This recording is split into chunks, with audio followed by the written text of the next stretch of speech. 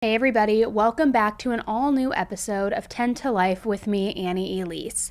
There is a case that is breaking right now. So many of you have been requesting it. It's interesting because while there weren't a lot of details in the beginning, then there was an arrest made and it seems like the details have been pouring in. I was waiting till I did an episode on this, to be honest, because I wanted more information to come in. I just wanted to have some more answers. But the amount of you who have been requesting information on this case, I knew I just had to jump on the mic and break it all down for you. It is one of the strangest cases that we've heard in a while. And you know what? I'm going to just say it. It's given me Fotis Doulos vibes, 100% through and through. And if you don't know what case I'm talking about, don't worry, I'm going to break it all down for you. But if you do have an idea of what I'm talking about, I'm going to just confirm it right now. Today's case takes us to Manassas, Virginia, and we are going to be talking about Mamta Kafle Bhatt. So let's get right into this, guys.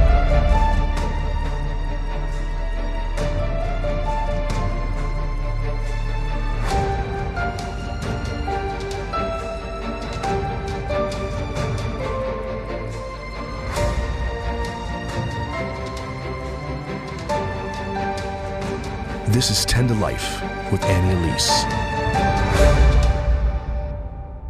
On August 1st, 2024, 28-year-old Mamta Kafle Bhatt did not show up for her shift at the UVA Health Medical Center in Manassas, Virginia. She didn't tell her coworkers that she wasn't coming into work. She didn't call in sick. Nothing, just didn't show up. So of course, her coworkers were concerned, to say the least. This was unlike her. But their concerns grew even more so when Mamta didn't show up the next day either. So then they called the Manassas Police Department. They asked them, hey, can you conduct a welfare check on her? Can you go check her house? Make sure she's okay. This isn't like her. She's never just not shown up to work, not called, not given us a heads up.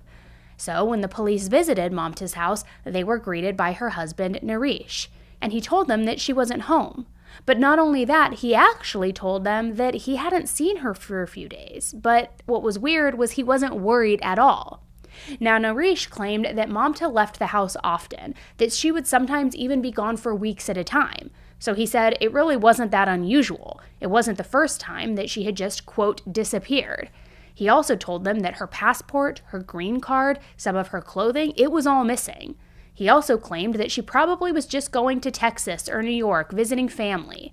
Naresh said he wasn't going to even report her as missing because he really just wasn't that worried. This is something that she did relatively regularly. So the police determined that Mamta was probably okay, and they left. But Mamta's friends were worried. The last time that her coworkers even saw her was on July 27th, her last shift at the hospital. And the last time that any of her friends even talked to her was July 28th. And then remember, August 1st was when she missed her first shift. So it was days now that had gone by since anybody had heard or seen from her. Mamta also posted a TikTok on her page on July 28th, but she hadn't posted anything else to social media since then. She was also pretty active on social media, regularly. So this was just another thing that stood out to all of her friends that something wasn't right here. Now, on top of that, Mamta and Naresh, they have an 11-month-old daughter. And Mamta would never just leave her newborn daughter behind without a word, without any sort of indication as to where she was going. Even if she was visiting family, she would have taken her daughter with her. She was a very loving, caring, and responsible person. She definitely wouldn't miss work without telling anyone. She absolutely wouldn't leave her daughter. So something was wrong here, and her friends and her coworkers, they knew it. So a few days after that welfare check, on either August 5th or August 6th, there are some conflicting reports about the exact date, her husband Naresh finally ended up filing a missing person report for Mamta. And he claimed that the last time that he saw her was on July 31st. He saw her right there at their dinner table, they were having a meal, but then he hadn't seen or heard from her since. Now, after Naresh reported Mamta missing, police looked into her disappearance more. But that's when they realized that something was really wrong here, because they looked into her phone records and they found zero contact between Mamta and any of her friends or family. Yet Mamta and Naresh had been in constant contact with each other, often. Every day there were numerous phone calls and text messages back and forth between the two of them. But then on July 30th, all of those calls and all of those text messages stopped. But then the next day, records show that Mamta's phone was near a body of water, particularly in a county in Virginia. Coincidentally, Naresh was in that same area as well. However, he said that he was just at a cafe in the area and that he was able to prove that he did go to that cafe. He wasn't by this body of water. Now, sometime during the day while he was in that area, Naresh's phone turned off for about 2 hours. And the next day, on August 1st, the day that Mamta didn't show up for work, that's when her phone died. However, on August 3rd, Mamta's phone briefly turned back on and it made one phone call. Can you guess who that phone call went to? Naresh. Then, the phone turned off again. Obviously pretty shady, right? A lot of different red flags. Now, Naresh's explanation to all of this was that Mamta had destroyed her own phone before she decided to, disappear. But the police weren't buying it. They felt like something really bad had happened to her. So they ended up changing Mamta's missing status to involuntary critical missing person. So basically, the police didn't think that Mamta just left on her own to go visit family at this point. They started to think that something much worse happened. And those suspicions grew when they found out that Mamta didn't even have any family in Texas or New York. In fact, she didn't have any family in the United States at all.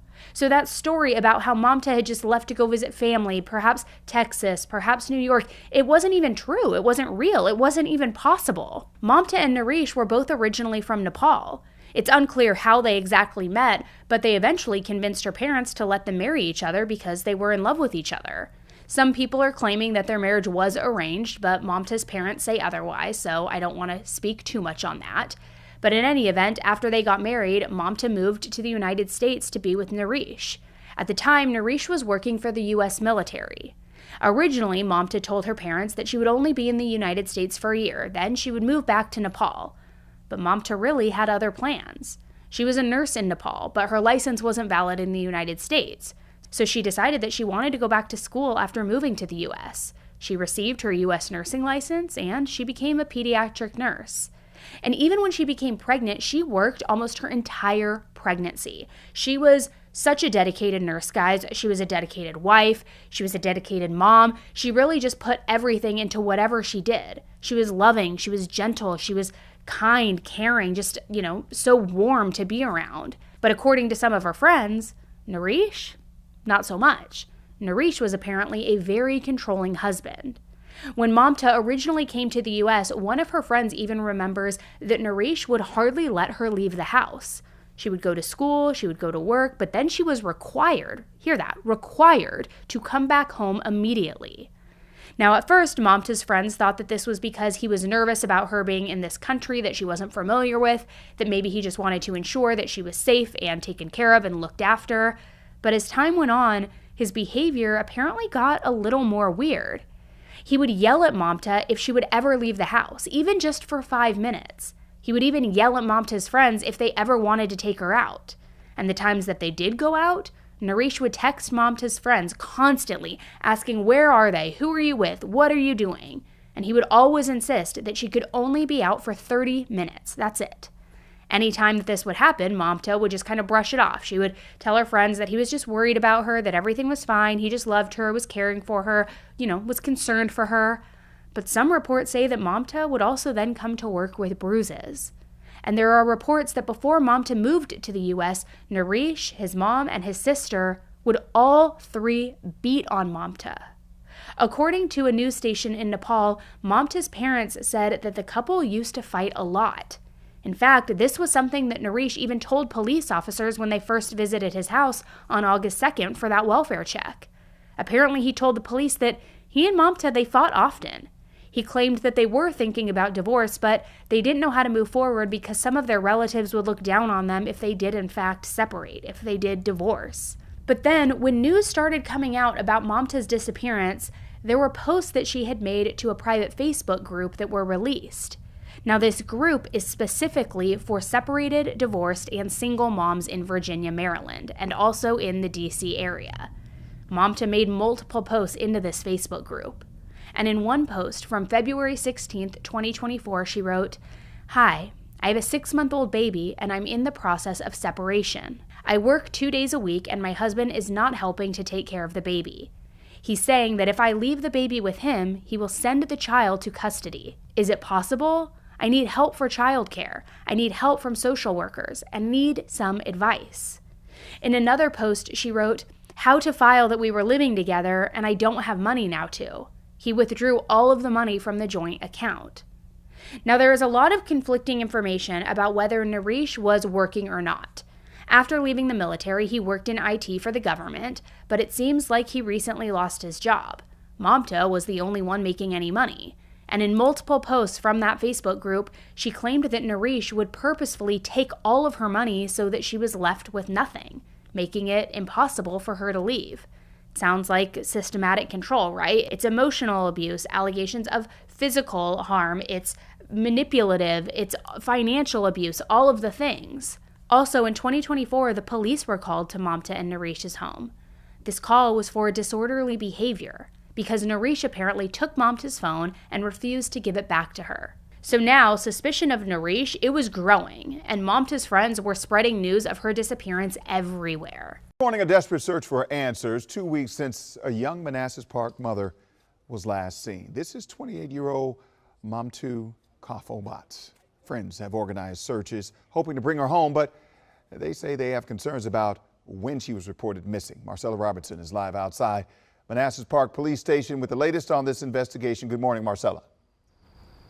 Wisdom, good morning. Mamta's loved ones, they gathered here at the police station yesterday. They have been trying to spread the word and really pass out flyers, trying to get the community involved and aware of this case. Mamta has an 11-month-old baby girl that is at home right now. I want to walk you through the timeline and details of this case. But first, I do want to take a moment and see if you can look at your screen here for just a minute. Take a look at her face. These are the pictures that her loved ones have put out in hope to spread in the community. Mamta, again, has been missing for 2 weeks now. 2 weeks since anyone has seen or heard from her. She was last seen on July 31st. 5 days later, her husband reported her missing, according to police. Now, yesterday, we also learned from police that they actually conducted a welfare check at Mamta's home on August 2nd after some concerned colleagues of hers reached out to them. Now, police haven't said where Mamta was when she was last seen, but we do know that she did not have a car. This week, again, loved ones, they have been gathering here at the police station. They have been organizing on social media, trying to get some answers. Take a listen. There's an 11-month-old daughter that's left behind, and everybody here is like a well-wisher, hoping that we can find her, unite her with mom with a kid, and see their happy faces again. She is the best mother in this world.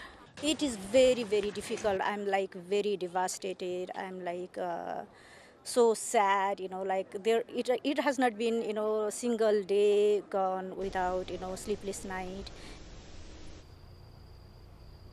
So a lot of people in the community, even strangers, but certainly loved ones concerned about Mamta right now. Again, an 11-month-old daughter that she has left behind.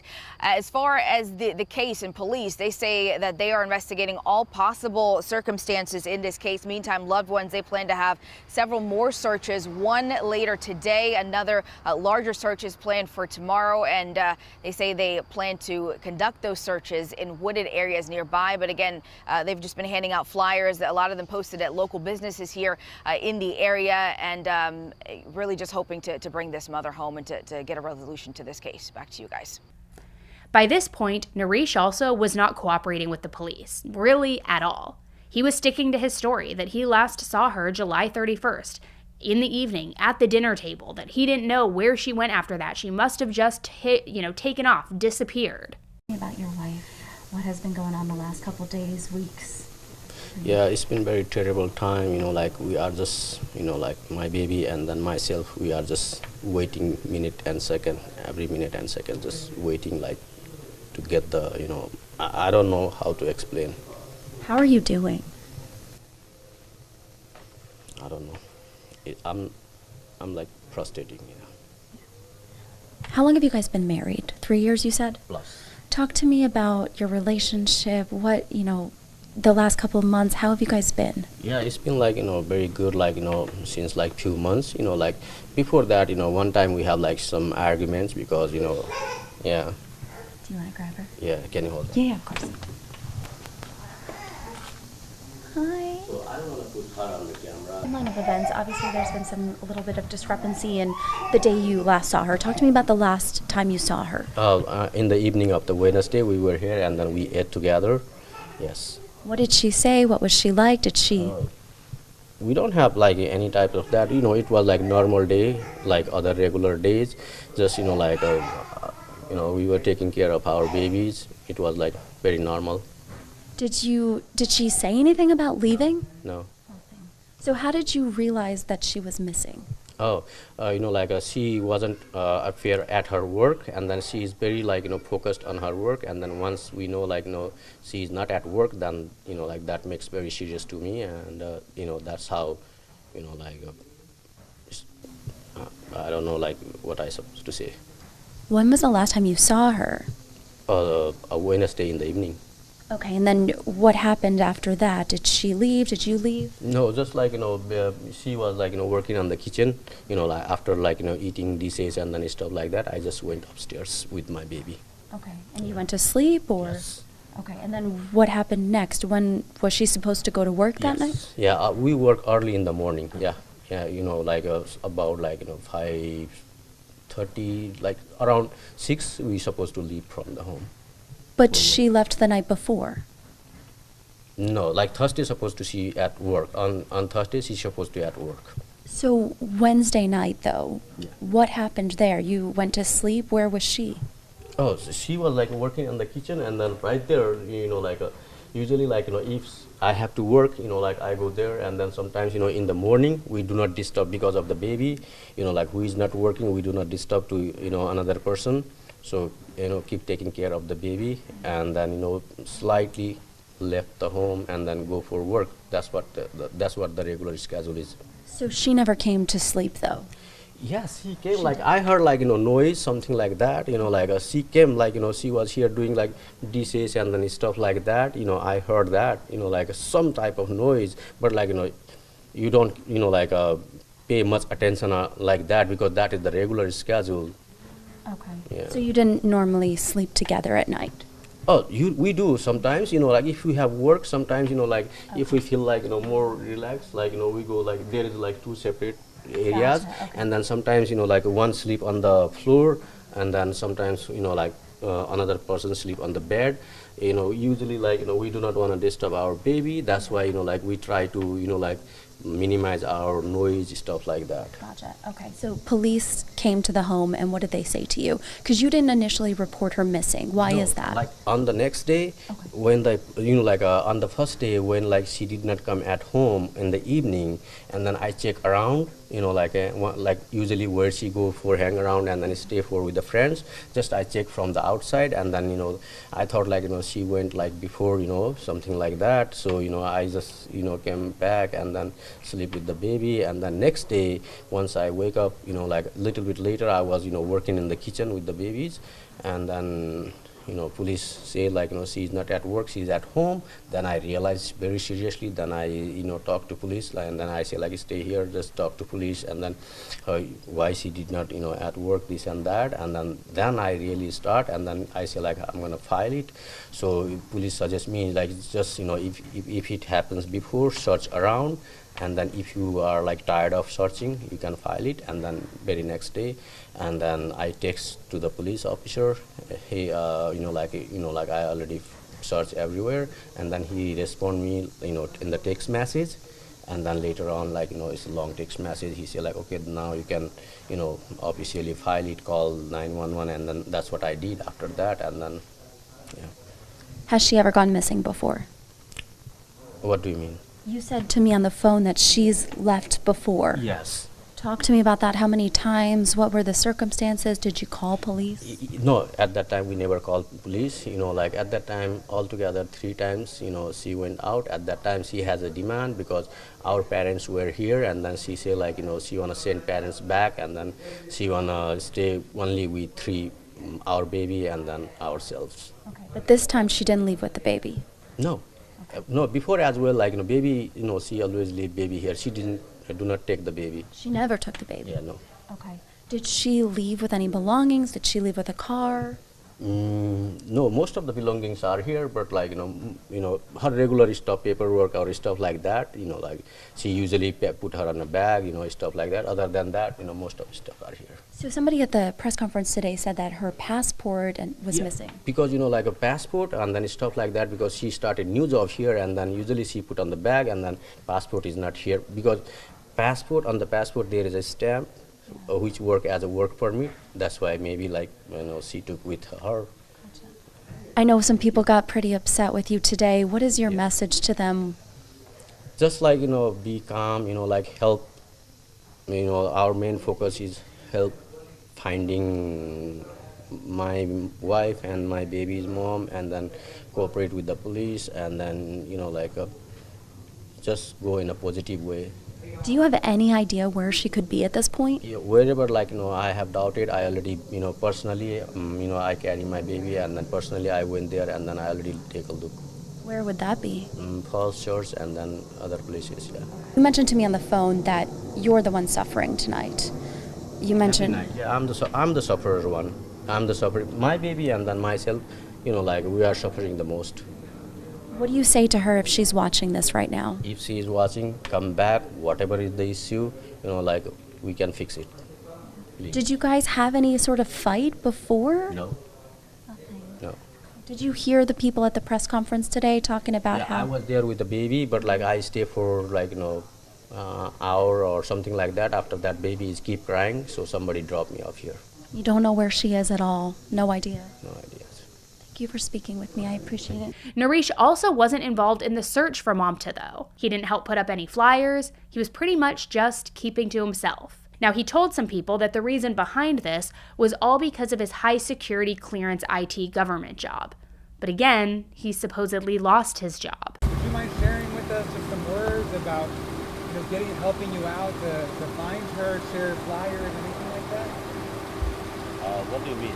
Just like obviously your wife is missing, and I'm sure you're worried about it, and to kind of get the community to, if they see her, to give a call, anything like that. Would you be ready to share some words with us? Yeah, either call to the police or any of our family or friends. Yeah, could you tell me that maybe just on a mic, just to say reach out, please help us out. I'm sure you're probably really concerned after all these days. It's been 13 days, and I know you have a little baby daughter. Yeah. So should I I don't know should I authorize to come on the media or not? I need to ask something and then I can come back on the media.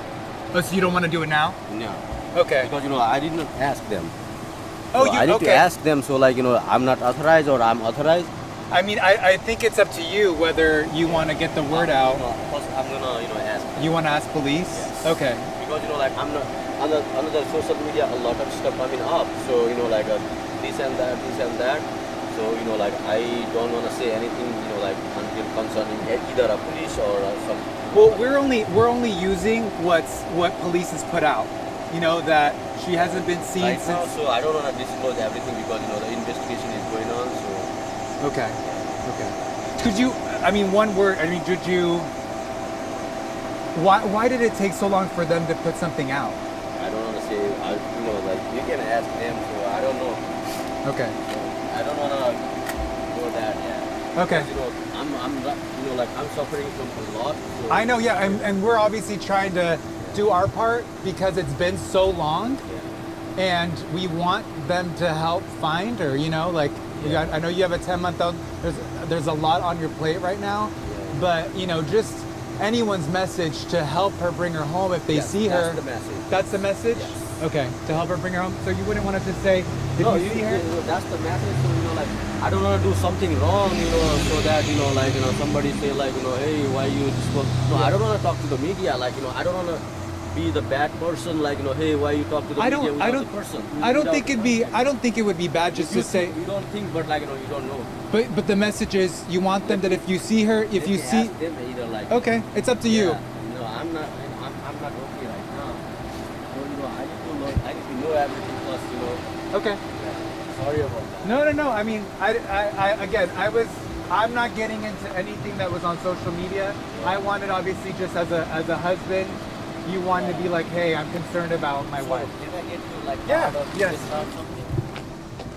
Then on August 21st, a bombshell happened. Police issued a search warrant for Mamta and Naresh's home. When the police arrived, the home was in complete disarray. Naresh had packed multiple suitcases. Officers discovered that he sold his Tesla. He also sold other belongings, and he was even trying to sell his house. Not great, right? A lot of red flags. It looks like he was trying to flee and get some quick cash. Naresh claimed that it was all because he lost his job, and now he was trying to cut down on expenses. But the police definitely felt otherwise. Then, when the police searched the couple's bedroom, they found that the bed had been moved and it was blocking a closet. And when investigators moved the bed, they found pink stains on the carpet. Looking closely at the carpet, they were able to tell that it had been scrubbed hard very recently. So they removed that portion of the carpet, and when they did, they found a large blood stain on the subfloor. The blinds also had been removed from the bedroom windows, and investigators found the blinds in the closet with multiple blood stains on them. There were minuscule drops of blood also found on other areas of the carpet, but a clear indication that there was some sort of crime scene that took place here, right? Possibly. Now, before the search of his home, investigators also had discovered that on July 31st, Naresh went to a local Walmart and he bought 3 knives. He also bought cleaning supplies. He bought Lysol, carpet cleaner, and air freshener. So now when the police were at the home searching the home, they were looking for some of these items, but the police only found one of the knives, one of the 3. But they also found the bottles belonging to all of that cleaning supplies. And get this, the bottles were almost empty. So thinking that the house had been cleaned, police decided to use Blue Star forensic testing kits all throughout the house. But mainly they focused in the bedroom.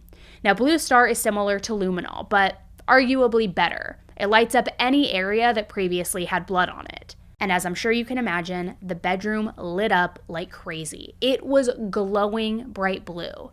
And the bathroom that was connected to the bedroom, it was even worse. It looked like somebody had bled profusely in the bedroom and then was dragged into the bathroom shower. The bottom of the bathroom shower, it glowed this intense color of bright blue. The same day as police executed the search warrant, they held a press conference where they finally did confirm that her husband Naresh was a person of interest in Mamta's disappearance.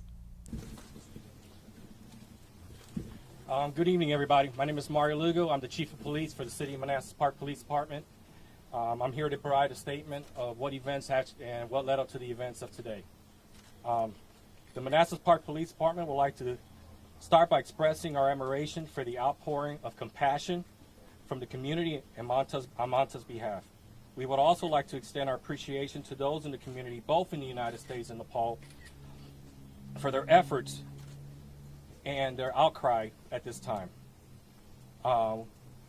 who have dedicated their time, volunteered their efforts. While I acknowledge and respect the public's concerns for answer, I assure each of you that although these answers are limited by this continuing to be an active investigations and process, this investigation remains a top priority for the police department and our agency. And our agency remains committed to providing details as we are able. With that being said, I would like to share the following information.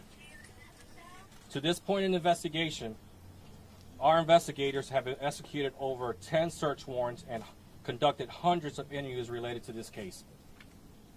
This includes the search warrant that we executed this evening that you are aware of at his residence. My staff continues to work tirelessly and follow up every lead, which we have received hundreds of leads on this case. Additionally, I would like to encourage the community to continue providing any and all information that might assist us with this investigation, and to take this opportunity to take our local, state, and federal partners who continue to support us in this investigation. This investigation is ongoing, it's still active, and we're making progress. Once we have information that we can provide to the community, we will do that. We have had several meetings with community leaders from the Nepali community, and we will continue to have those on a weekly basis or daily basis. I know the media and the community wants answers, but at this point, I'm not able to answer certain questions, and that's why I'm providing this statement. I want to thank everybody for coming out, for continuing to keep this case in the spotlight, and we will continue to investigate this investigation. Thank you. Yes, sir. Chief, is there any questions? Mayor, do you want to say anything? Yeah. Okay, look, the search warrant's going to take another 3 to 4 hours to complete. When I get the information, I will provide that. My goal is that once I have that information, I will provide it to the community of what was located. 3 to 4 hours before they're done. We're going to wait here. Okay? We're going to wait here. But I'm not sure if I'm going to have the full answers. We have asked outside jurisdictions to help us with the forensics on this, so we got to wait for them to provide us the answers. I was hoping, I don't know when they're going to have the report to me, but I got to wait for them to tell me when. If they're going to do it tonight, I don't know. Is she dead or alive? She's alive or she's dead? I can't answer that right now, sir. Do you have a person of interest, Chief? He is a person of interest. The husband? Yes. Husband's person of interest. He's been a point of interest, and everybody knows that. As of when?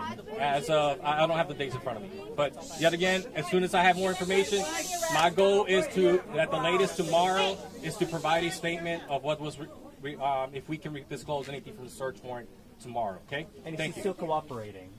So what's the purpose of calling us here? No, the husband is not cooperating. Husband is not cooperating. Who's taking care of the child? Chief, can you describe what makes him a person of interest? Chief, who's taking care of the child?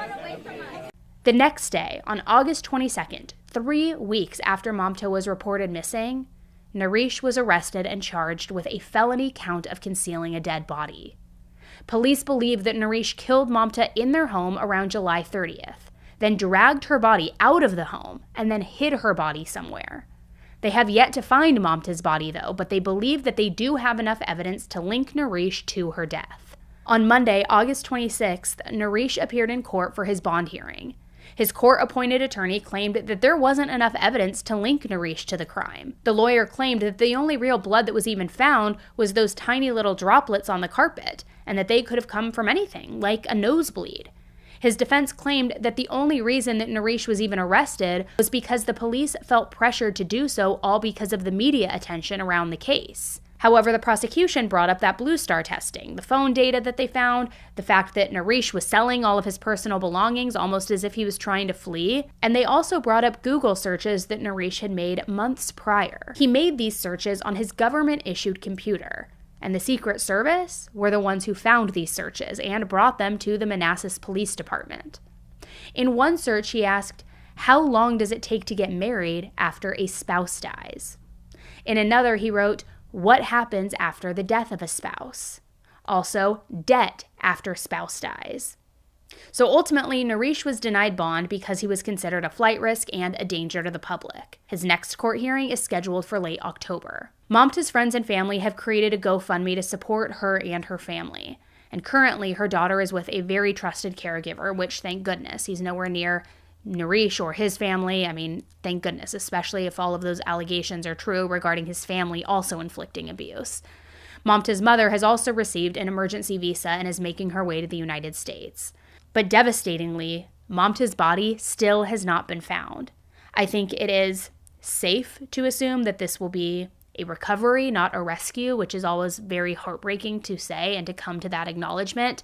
But at least if her body is recovered, her family will receive some answers. They will begin to hopefully have peace in all of this. I hate the word closure, but peace in moving forward. And of course, that would mean that these charges and more charges, I'm sure, would be to come for Naresh, but that these charges at least would stick and that there would be solid physical evidence, a body, evidence tying him to the crime. And so I'm hopeful that they are able to find Mamta. But as I said, this case is breaking right now. So as soon as I have updates, I will definitely let you guys know. So make sure to subscribe to the channel if you're not subscribed already, and I will definitely keep you in the loop on this case.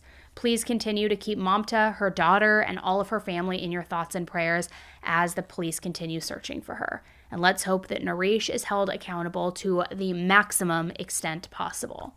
Thank you guys so much, and until the next one, stay safe.